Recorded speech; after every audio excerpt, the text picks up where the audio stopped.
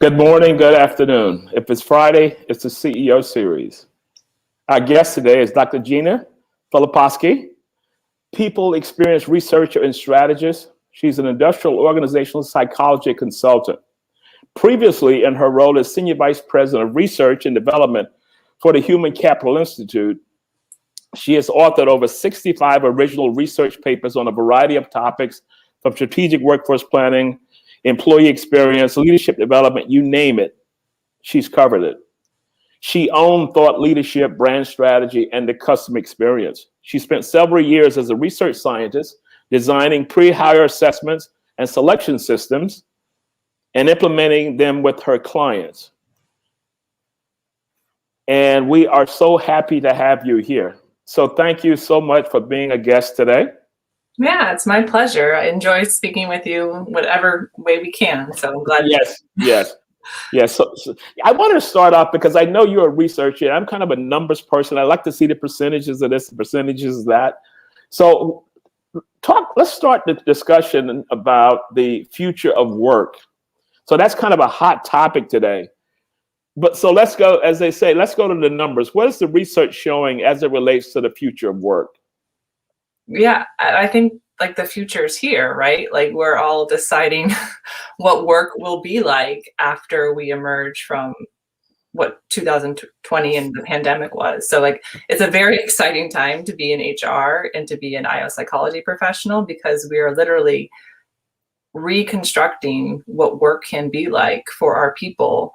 At least most organizations are thinking that way. So I think it's very exciting. It's fun. It's like our moment, I think, to like think about how do we want to design employee experiences that make people do their best work, make them want to stay for your organization, make them feel engaged and connected, and ultimately serve the strategy and mission of your organization. So we're all redefining that, and it's fun, right? You think it's fun? Well, I think it's fun. You know what? I always work from this kind of, my thought is design from disaster. So we had COVID and all of the implications of that. So I think it's a great time to rethink everything. Workplace, all of it has to be reinvented. So how do we begin to think about that? Because I just saw a piece of research a few minutes ago, and they were talking about the vast majority of companies had not really thought through this new model and not really communicated it. So can you give us some insights from your side, since you've done a lot of research in this area? Yeah, absolutely. I just want to share too that what I'm expressing today, my thoughts and opinions are my own and not of my current employers. I just want to make that clear. So yes, there's definitely a lot of research and thought leadership on how we are going to go back to work and what work will look like. I think the organizations that had a head start on that are organizations that already focused heavily on talent and thought about put talent as a part of their value of their organization. So they did that by investing in talent. They did that by listening to talent. They understood what their needs and wants and what brought the best out in terms of their engagement and their performance. So if they understand who they're working with, they understand what the impact has been like over the past 18 months for their employees, they can better construct a future for their workforce. So that I'm heavily involved and think a lot about listening strategy. So how are you listening to your employees, and through various formal, informal methods, through surveys, through focus groups, through informal conversations, through performance management, through polling, through like suggestion boxes. Like these are all forms of capturing data and information about what makes sense for your employees. And what HR and business leaders are tasked to doing is putting that together and constructing a new model. So, and the model could be, we're going to go back 5 days a week, but we learned in the office, but we learned these certain things about what makes work and collaboration better, and we're going to implement them. Or we're going to go to a hybrid model where some people can choose where they want to work, if it's in the office or if it's at home, or it's a fully distributed remote workplace for the foreseeable future. So there's a lot of choices and options. My orientation is thinking about the work first. So what does the work require? Obviously, there's a lot in the service industry where you can't bring that stuff home. You have to be present in the organizations that you're at. But for a lot of people, what does collaboration look like? What does team-like work look like when people are distributed? And that's a big question I think we answered in 2020 and can continue to answer as we go forward. You mentioned coming in and capturing this information, because I know that Microsoft, I read an article about Microsoft, the day that everything kind of closed down, their analytics team and the HR team got to work right away, surveys and the same kind of things you're talking about. So they started just listening. But a lot of organizations didn't do anything. And now they're struggling with trying to come up with a policy, and they have no evidence, no data to back it up. Yeah. Is it too late to start? Give me your thoughts on that. Yeah, absolutely not too late. And to give them some grace too, like they were trying to keep everyone safe, try to get everyone a laptop. Like there was a lot going on in March last year that they probably, like if you didn't have a listening structure set up already, of course, that's not going to be your first priority. But it's definitely not too late. And I think when you're designing the future of work for your organizations, you don't want to be like, oh, it's whatever the CEO wants. That's what happens. Like it has to be this process where you capture input. But I think people do want direction. Like I see a lot of articles around we're a remote first organization or we're an office first organization. So thinking about capturing feedback from your employees, what do they want? How do they work best? What does your CEO want? And merging that together and giving your employees some guidelines around, well, if you're trying to decide if you're coming into work today, think about your day, think about your work, think about the orientation of the company, which is we're a remote first. So if you can work from home today, do that. Or we're an office first, then that should guide your decision making. So I've seen a lot of companies decide like using all of those inputs and not just the directive of like one or two people. Okay. You know, what struck me when you just mentioned listening strategy. So for people in our business, human resources and that kind of thing, what is listening strategy? How do you create that? Yeah. So a listening strategy is your approach for sensing, so capturing and responding to your employees' opinions, thoughts, feelings, behaviors, performance. So it's a reflexive thing. It's not like capture and save in a file somewhere and don't do anything with it. It's save, it's capture and use. And hopefully it's capture and use continuously. And it's not saved for like an annual basis. So in a listening strategy, you have things like the formal, like an annual census survey where everyone's surveyed, or you have these pulses of shorter surveys where you capture random samples of your workforce and kind of piece that together at a more frequent basis. It's doing like focus groups, it's doing like anonymous polling, it's the conversations that are happening between your managers and your employees are also a form of listening. It's performance management, it's capturing that feedback of how people are doing.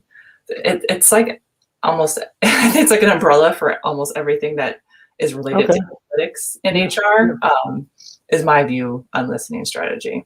Okay, because I listened to parts of you were on a creating a best workforce early June, and you were talking about elevating employee listening, as opposed to the one time a year. So my previous role was CEO for Great Place to Work here in Dubai, and companies were on the once a year kind of model.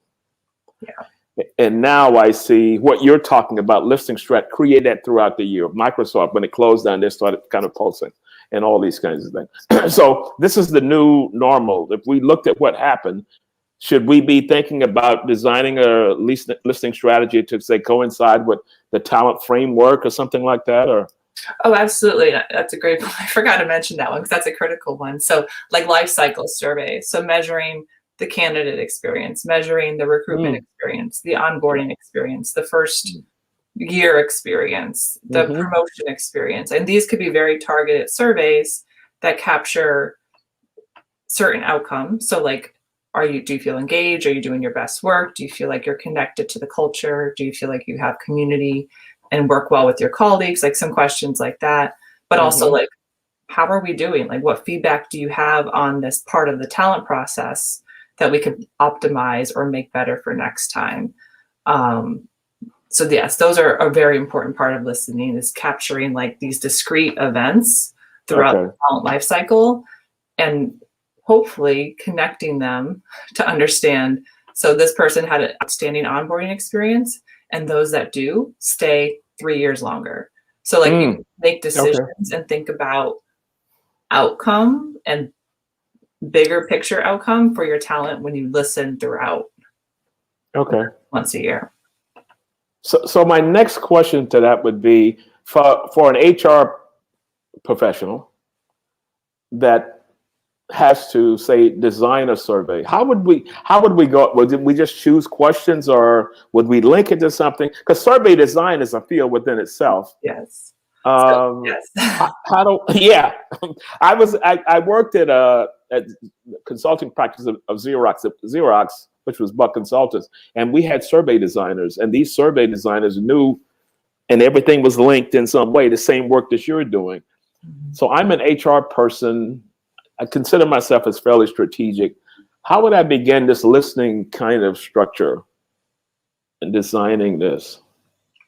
So you have a few choices for sure. So yes, I'm trained in survey design, and I have a very particular scientific method for doing it. And I do it that way because ultimately I care about the experience of the survey taker. I don't want to burden them. I want to make sure that we're capturing information that's like to the point, short, and not like frustrating them. So that's why I pay great detail to my surveys, and ultimately want to make sure everything we're capturing gets used by the business. Otherwise, like what's the point?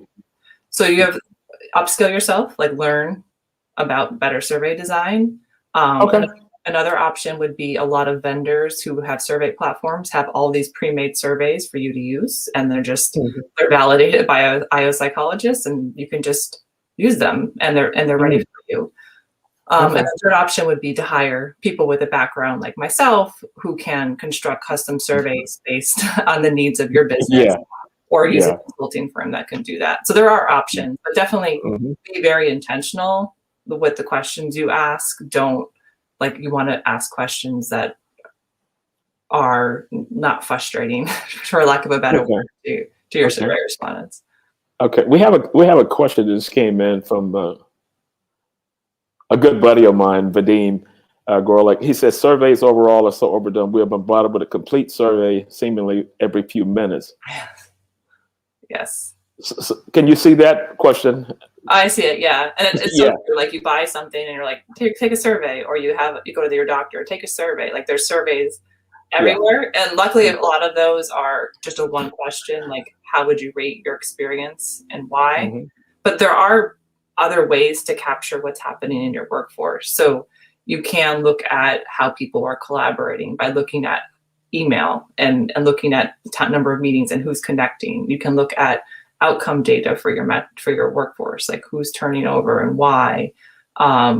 So there are like harder metrics that don't always rely on surveys to help you understand your workforce. But if you want to understand people's thoughts, feelings, and emotions and how that relates to work, like, I don't know a better method besides a survey or a focus group, unfortunately, and like plug into people's brains, unfortunately. Yeah, that we can't do that yet, even though they said Bill Gates has a chip, right? Oh, yeah, we won't yeah, we won't even go there. Yeah, so my question would be, so maybe it's best for me to bring outside help in. Could we make a business case for that? Could we make a business case, because I got to go to the CFO and say, this is what I need. And how do we make a business case for this listening structure, which is going to take a little more ways of being precise? Yeah, that's, and it doesn't have to be super, like if you use those out-of-box survey platforms, like that's part of the cost. And you do need a platform anyway to distribute a survey. Okay.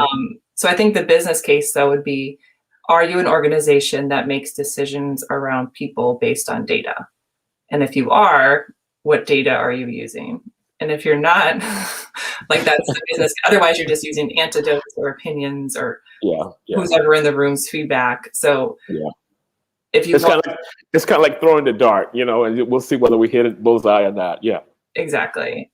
And start small. Like, you don't have to do all the life cycle surveys and connect them to hard metrics. Like, just understand what people are feeling, thinking, and doing right now, and use that. Especially like right now, we think about, how do people want to work? Is it in the office? How many days? How do they do their best work? Like a survey like that doesn't have to be super complicated. It could be 3 questions, and then you get more feedback on what your employees want from work. Yeah, I read the Microsoft case study, and it was intriguing. Well, again, they had the bandwidth to go and do all the things that they did. For sure. They had people like you, staffing that and building that out. But it comes back to what we're saying now, is having evidence, because the evidence showed, and that evidence enabled them to try and build the new focus of work, the new workplace, the new workforce, that kind of thing. Yeah. So, yeah. And they have dozens and probably even more of IO psychologists working on that. But for most organizations, they don't. So just rely on the tools that you have, rely on your knowledge. And there are a lot of resources out there. If you connect with me on LinkedIn, I can share some resources about good survey design with you to help the average HR practitioner who wants to learn more about that.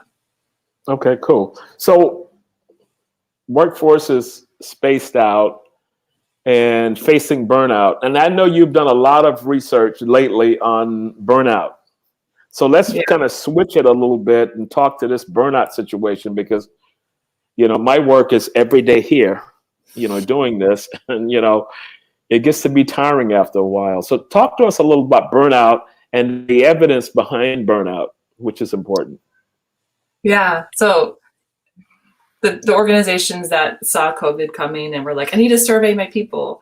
I did the same thing when I was a researcher at HCI. I was like, I need to survey everyone to figure out like how they're dealing with COVID and its impact on their organization. So in March of 2020, we deployed a pulse survey over a series of weeks to understand what the experience of COVID was like to the HR professional who also was helping their organization through this massive change.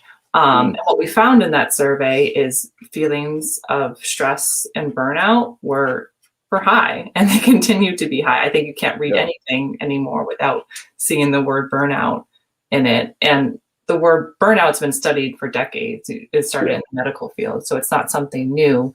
But I think we're attaching a label or a description to what we're feeling. And what we're feeling are energy depletion, exhaustion.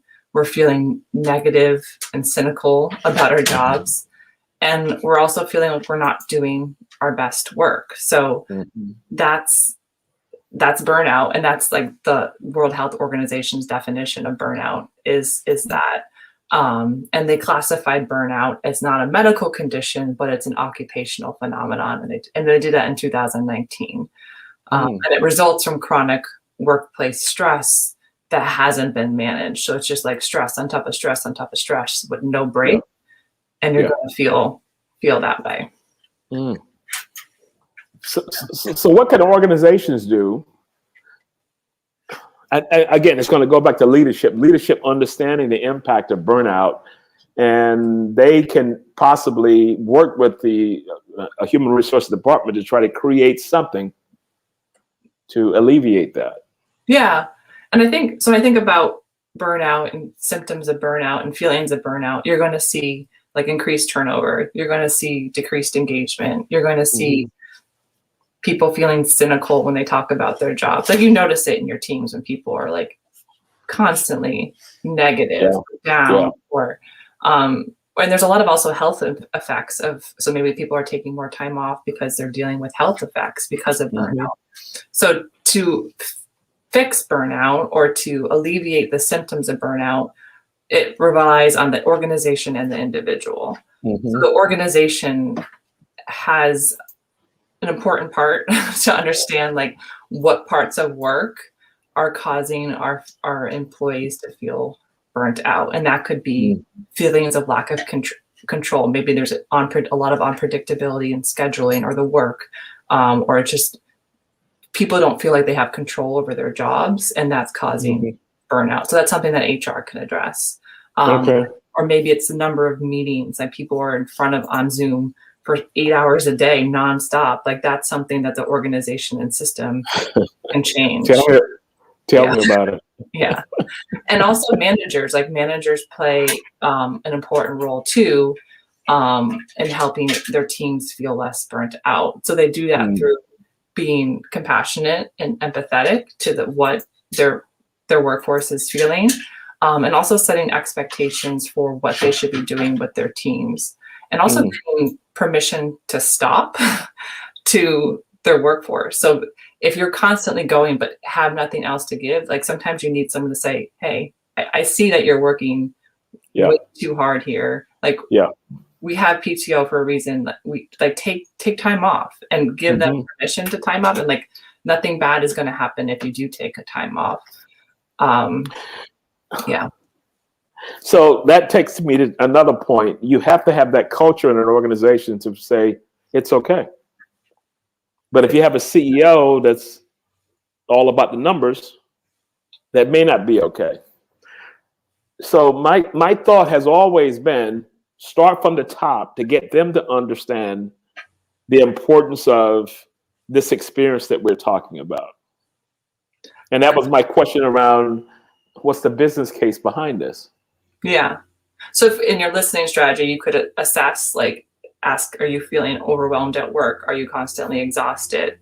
Do you feel like you have too much on your plate? Like questions like that. And then track the hard metrics. Are people leaving? Are people turning over? Are your metrics where you want it to be in terms of like sales performance or productivity? You can customer service satisfaction. You can look at all of these things and say like, the way we're working isn't working, and we need to assess what to change. Otherwise, we're going to have people who are miserable and they don't feel good.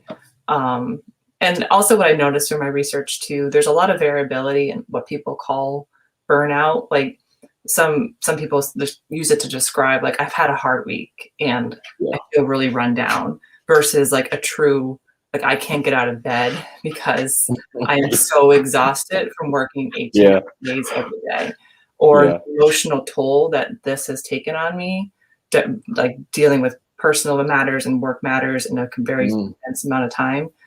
I physically can't give anymore. So there's a lot of variability in what people call burnout. And I think the use of the word has been like very liberally used. It's every place. It's everywhere. But there are like true research-based, like what burnout symptoms look like, and it's over a consistent period of time. Like I definitely like I feel burnt out at work, but like I have a good weekend where I recharge, stay with time with my family, like just give self-care a priority, and then by Monday I'm like, oh, I'm better. So it just there's a lot of variability in what we say is burnout for sure. I had a discussion I think it was this week, and I was talking to a friend of mine in New York, and I said, one of the important things from my side, I want to enjoy Monday mornings. That's always been kind of a thing with me because I want to enjoy. I can't wait for Sunday to be over to go to do what I do on Monday morning. And on one job I had, and it got to be that I hated Sundays because Sundays was the next day for Monday. And that's when I knew, but I took that as a signal and I walked away from the job. And people thought I was crazy because I did that. But I knew that I didn't want to go through that anymore. No, that's really like self-aware and smart because you knew there was like something about that job that didn't feel right for you. Mm-hmm. They call that the Sunday scaries when you don't want Monday to come is like the term, the Sunday scaries. What Sunday scaries? Yeah. Yeah. So I was listening to a podcast the other day, and they were talking about mental health, and they kind of mentioned something around that Sunday thing. So that Sunday, and one of the key things he said was that when it goes into Saturday, you got a huge problem. So Saturday, you're feeling angst on Saturday night because you know the next day is Sunday, the next day is Monday. You have really got to be. So when I heard that, I said, wow, that was me because I didn't enjoy Sundays. And then when I didn't even want to go to bed on Sunday nights because I had all this angst about dealing with what I was going to deal with a day later, 2 days later. So I knew then that it was time to leave. And I did it. But think of the people who stay and take that and they create, that could be a leader that creates a toxic work environment and all these kind of things that could come about as a result. Yeah. Or if they feel like they don't have a choice and where they are in their job is the best job they can get right now. But ultimately it's going to affect your physical and mental health if you're constantly feeling stressed about work. Yeah. So I tell people, I said, you know what? Look forward to Mondays. Whenever TGIM is my thing as opposed to TGI, as opposed to TGI. Yeah, as opposed to TGIF. So internal mobility. That could be an antidote to some of this. Maybe someone has an opportunity to do something else. Or talk to me a little about internal mobility and the findings that I think you've done some research around internal mobility. Yeah. So I did some research last year when I was at HCI about internal mobility.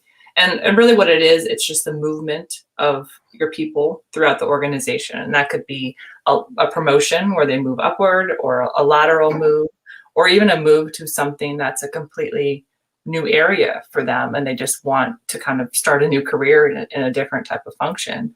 And the reason why organizations invest in internal mobility strategies is to develop their employees' careers and also to retain talent. I've noticed, I need to find a good site for this, but a lot of people want to feel like they're moving constantly and progressing. Like they're not just stagnant in a career. Like I go just to work every day and wake up and it's the same thing every day. Like they want to feel forward movement. They want to feel like they're building a career. So internal mobility is a way for organizations to craft that for them, or not for them, like with them, I think is a better way to put it. So outlining career paths for new hires or even existing talent, like where to go next and what skills you need to go next. And here's mentors to talk to if you want to go move around. I also see a lot of organizations, when we did our research, talk about like they recruit from within first, and that's their orientation. Like before they open up any job posting externally, they do a set period of time where they're only searching internally for their talent. And the challenge with that is they have to know their talent. They have to know what's inside their organization. So I remember in our research, we found out like the lack of talent profiles or the lack of an ability to just like search internally without word of mouth was a limiting factor for internal mobility. They didn't know what skill sets were, what people's career aspirations were in a nice display that the recruiter could use to find people, and that was a challenge. So that kind of sinks back into what I do and what you used to do around Human Capital Institute, was that our HR people are the people experts inside of inside of an organization, and those people need to have these skills to be able to possibly build out, as you mentioned about a listing strategy and these kinds of things, to be able to extract that information, looking at internal mobility, even as a business case in doing that. So my next question is, and I had this discussion with my daughter at one time, and she told me that she says, I'm not looking to get labels. I don't want to be a vice president or whatever it was. And I couldn't understand that, because when I was in corporate, I wanted to go to manager, director, AVP, VP. And when I made VP, that was like a big thing because I was title driven. So what is the difference when you have a new workforce coming in and they say, you know what, I don't even care. I just want to do interesting work. Yeah. But the organization has to figure that out in some way, right?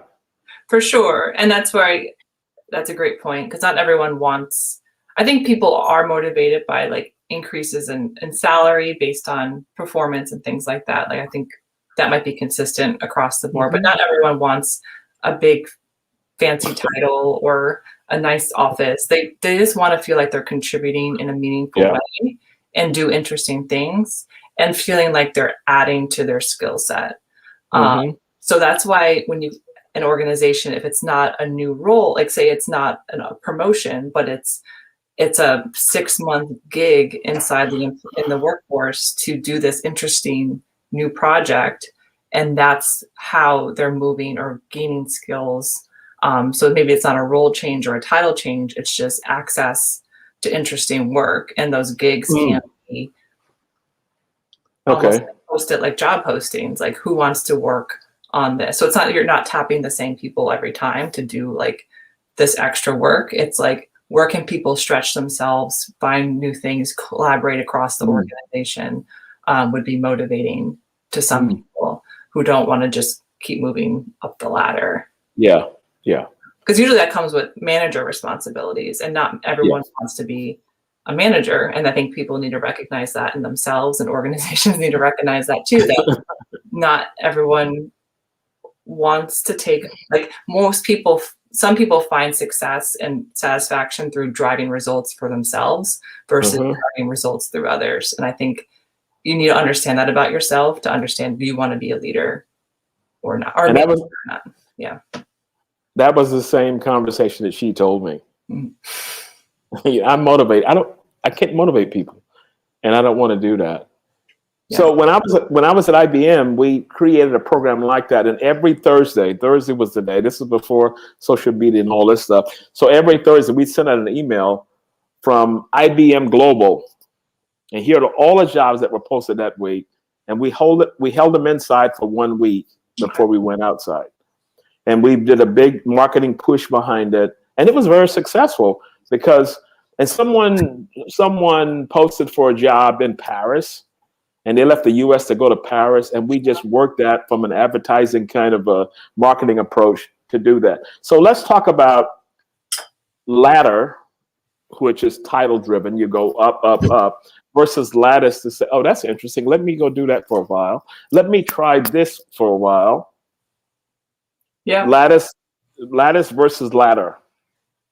And I think there's more opportunities for lattice, truthfully, inside an organization, right? There's only so many rungs of the ladder to move, and those opportunities get smaller as more people want them. So lattice is like, truthfully, what most opportunities exist in a lattice form. So either if it's a cross-functional project, the relocation piece is a good thing too, to think about, like, maybe it's working in a different area or country if your organization is distributed like that.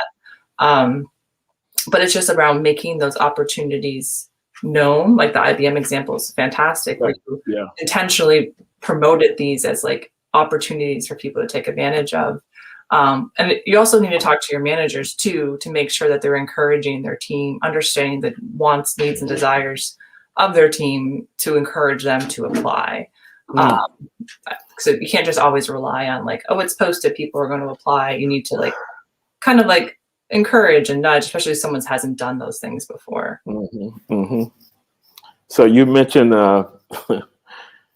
managers. Yes. That could be a 2-hour discussion. Oh, yes. Having those skills. I talked with a client yesterday. We had this long discussion about, coming into doing leadership development. And he said, we made mistakes because we promoted people based on technical skills.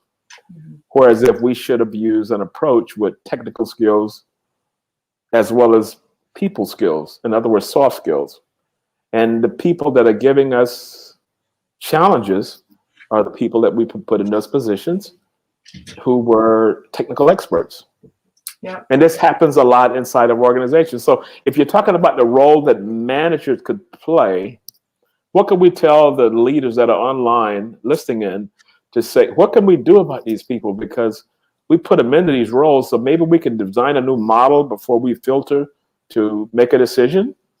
Yeah. I think the best first place to start is understanding what makes a good manager at your organization. What do managers do differently?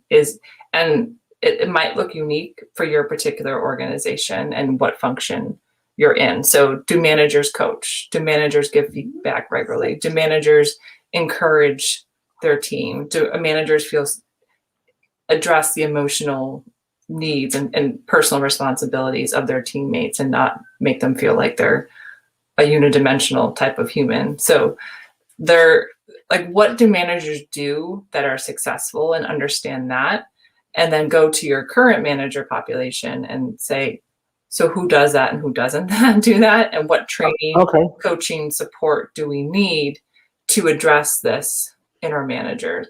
And also going back to the listening strategy too, hopefully some of your questions are assessing manager effectiveness from your workforce, and you can understand, my manager doesn't listen to me, like questions like that, or my manager, I don't feel encouraged or supported by my manager, or my manager favors other people over certain, so they're not an inclusive manager. So thinking about there's so many behaviors to think about and measure. Yeah, it's thinking about like what are the differentiators that matter to your organization. Thinking about the current culture you have, thinking about the results you want to see, understanding that in your current manager population, and then training and coaching for it, and ultimately holding managers accountable for not doing those behaviors. So if you say managers who are supposed to coach, and you have managers who only give directives and never coach their workforce, their team, then you have to have a conversation with that. And not everyone needs to be a manager or should be a manager. Like, I like being an individual contributor because I like to drive results myself. So I don't think I would be a good manager, truthfully. So you have to recognize that in yourself too. Yeah. Well, what you said there, so you said, I recognize that I'm not. And I say, I want to be the other side. How can we filter that out? So the question I was going to ask as you was talking through that was around the only so-called test that we've had pre-COVID was around performance management. At the end of the year, we do this kind of thing. How should that be reconstructed post-COVID? Because all we had was the end of the year performance management, and now it's in a lot of cases got to be just a check, and boom, it's done, and nobody takes it seriously. Yeah, I remember like in 2015, 2016, there was like the performance management revolution. Like, we were talking about how performance management needs to change to like these continuous. 5 years ago. Yeah, 5 years ago, and now I feel like the cycle's back again, and we're rethinking performance management again. And I think a lot of it, either they want the continuous conversations, they want their managers to be giving feedback and talking about performance and development continuously, but for the most part, unless they're tracking it and holding people accountable and giving incentives to do that, it's not happening. So they're relying on these annual processes. But I think I believe that the continuous approach, like in the moment approach, works best. And then if you want to have those metrics to say these people are solid or these people are strong, I would rely on an approach that just doesn't rely on one manager assessing you. I don't think that's fair and inclusive. I would look at like 360s. So your peers can rate your performance, your the managers of your manager, or like whoever you work closely with over that time period, can rate your performance. So it's not just one person, which like you wouldn't do a study with just one participant in it. Like you want to have multiple people to like get a more rounded picture of that person's performance and potential. So that would be my recommendation, is to rely like on a 360 approach for your performance management, and try to do it in the moment. Like try to do it continuously in the moment, but the ratings should happen more than once a year. And maybe the one thing I heard when the performance management revolution 5 years ago was happening, there was this organization that every time a project completed, there was a performance cycle, like where people rated each other, rated their teammates on how well they contributed, their performance, their expectations. So there was a lot of touch points throughout the year of that person, and it wasn't just a one-time thing by one person, which I thought was a nice idea. Yeah. So in professional consulting, we did the same thing. At the end of a project, we went back through every step of our consulting cycles and said, how well do we do? 4-point rating system. And the way that we looked at it, we call it practice, because you see where your flaws were, and next time you do it, you try and improve on that. So if I'm working for a manager and this cycle, whatever cycle we have, but I get a chance to, or should you suggest that I get a chance to, I want to rate you, Gina, as my manager, and you have 5 direct reports. Is that part of that 360, or the 360 is maybe plus one from that? I think the manager would rate their direct reports, and then whoever the peers are of that person you should ask them to rate you as well. Is that what you're talking about? Yeah, but so I'm saying you manage a team. We've got 5 people here, so you're going to look at each one of us as our performance. Will we get it? Are you suggesting that at whatever that cycle is, cadence is, that I get a chance? Now I'm going to say Gina's a great manager. She follows up. She does this, and we take all those compiled, and we get a score for your effectiveness. For the manager, for sure. I think that's one of the missing points in performance. Like managers aren't really they're assessed by their manager, but not by their team. So I think that's a big disconnect. And then you'll be able to identify, okay, these behaviors are important for leadership at our organization. Through our performance cycle, this percentage of managers don't exhibit that according to their teams. Like that's a good source of information for designing training and coaching to help your manager population get better. And if they're not getting better, you have the hard conversation of maybe you're not a manager, and that's fine. There are other ways. And in our internal mobility research too, a lot of organizations had non-managerial career paths, or where people can advance hierarchically, but without having to manage people. So they got subject matter expert. So that brings us to, why do we put them there in the first place? Should there be a kind of a filter? If I'm a team lead, if I'm a group of 6 people, and we say my manager left, and we're looking to pull someone possibly from this 6 people in this group, should we assess this person first? Okay. Give us okay. So the reason I said it, because lots of time that's done by, well, you know what, Ron, he's gonna do whatever it is, but that's just kind of there's no evidence based on that. For sure, and that happens all the time, for sure. And I used to work in selection, so designing selection systems and assessments for how do you find the best person for the role. So yes, I don't think it should be like 1 or 2 person's opinion if this person will be a good leader or not. I think it should be like they interview, they assess, and a lot of organizations do that. But you need to rely on evidence and not just someone like, oh, you're next, go ahead, without understanding how good they're going to be. And think about the onboarding experience too. Maybe they've never managed before. Maybe people are uncertain about their managerial skills, but you see potential in them. You see them act like a leader with their peers. You see them act like a leader in other ways, but they've never formally had a management role. what does their onboarding experience look like? What training, support, coaching do they need in the first 6 months or so to make sure they are successful? A lot of managers are just dropped and then like, good job, good luck. Like think about it. Think about an onboarding experience. Sink or swim. Yeah. So think about the onboarding experience for your internal hires as well. And that's something we thought about in research too. Think about how you could reboard existing talent at your organization. Okay. So Vadim is back. Vadim says, what are your thoughts on manager versus coach structure? Good. That's a good question. Yeah. So I'm a credentialed coach, so I know exactly like what coaches are supposed to be doing. I don't think it's realistic to assume that managers should be coaching all the time, which is eliciting awareness and being supportive. Like eventually you just need to tell someone like, hey, I need you to do this.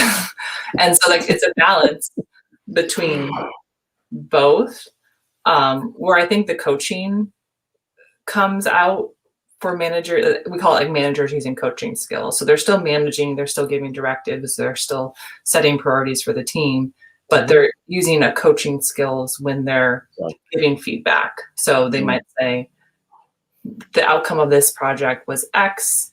This is my assessment of it. What do you think? Or what could we do differently? So not using it when they get feedback, but also using it to understand the experience of their workforce. So what's it like working on this team for the past 30 days? Or what can I do differently to support you? So ultimately adding more questions to your repertoire as a manager versus like commands would be my orientation for manager versus coach. Yeah. My way of using that, my metaphor of using it as a toolkit. So for certain situations, you need a screwdriver. For certain situations, you need a hammer. And you've got to be kind of understanding of which approach should I use now. But the challenge we have is that you may have a manager who always goes to the hammer for everything that's needed in doing that. Yeah. And the hammer's faster, right? You just hammer. Yeah. This is like the slower, more intentional. Yeah. I don't have time. Boom. And that's the end of it. But like you don't have time now and you hammer it. But then what's that engagement? Like how does that person feel and how engaged are they? What's their performance like? So it does take more time. And unfortunately, a lot of today, we don't have time. Like we feel so rushed. We feel so burdened. That's why we're experiencing burnout. So it's hard. It's definitely hard to be a manager right now. Yeah. But see, one of the things you mentioned there in that statement you just made was, the manager would realize, but reflection as to how did that situation go? How was my week? How was that interaction with this client? Not client, but how was my interaction with this particular worker? Leadership competencies, anything changed in that as we begin to close out? Anything changed from your side on leadership competencies? I think for sure, like inclusive leadership, I feel like I see a lot of, and it's super critical. So how are you being a leader where all voices can be heard and all voices can be appreciated on your team? So that's something like that inclusivity, diversity, equity, inclusion. Like how are you embedding those practices in your leadership strategy? The one thing from the coaching that I thought of is like, and you mentioned reflection. So like space and trust. I feel like trust is another thing that never really went away, but it's even more critical as we anticipate the now and the future of work. So what does trust look like when your team is distributed? If someone's in the office, you can see what they're doing versus someone on your team who's in a hybrid model and working from home. Do you trust them? Do you think they're doing the same job as a person working in the office? So I'm really curious about what that's going to be like how performance is going to be assessed, how people are going to move through the organization when managers are managing hybrid. And that's another skill set that they have to learn too, how to be fair, inclusive with when your teams aren't in the same location at the same time. Okay. I'm curious about. Yeah. I don't think we know yet. Yeah. Trying to figure out what's next. So as we close out, what insights would you want to share to our listeners, based on your research, give us 3 key points that we can close it out on. Yeah. So I think where we first started, like surveys and listening is just so much more critical than ever before. Like I'm going to always, like, that's my orientation. I care about listening and surveys. Yeah. But I think without those data, like, you don't know what you're working with as in HR. So I feel like that's something to always pay attention to. The other thing, and you probably see these headlines too, like the Great Resignation and turnover, and people are anticipating a lot of people leave Saw one last week. their workforce. So what I think that's something to pay attention to. And that also goes back to listening. Like, are people intending to quit? Are they searching for other positions? And you can ask those questions in an anonymous format and see and predict that. So that's another thing I would pay attention to is turnover, and understanding that turnover can be prevented. And managers do play a role in preventing and protecting turnover. And there's research I did in 2018 on the HCI website about turnover, if you're interested in that. And the last thing I would say too, back to our conversation about burnout, I really feel like well-being, mental health, like, entered the conversation in 2020, but it's not going anywhere. Like, we're going to include that as part of the way we think about talent, our employee value proposition, our benefits. Like, that is going to be definitely part of how we think about what talent in our organizations. So those are my 3 points. Gina, that's awesome. Gina, thank you so much for being a guest. I need you to hang on just a minute as we begin to close out. Thank you so much. Sure. My pleasure. Okay.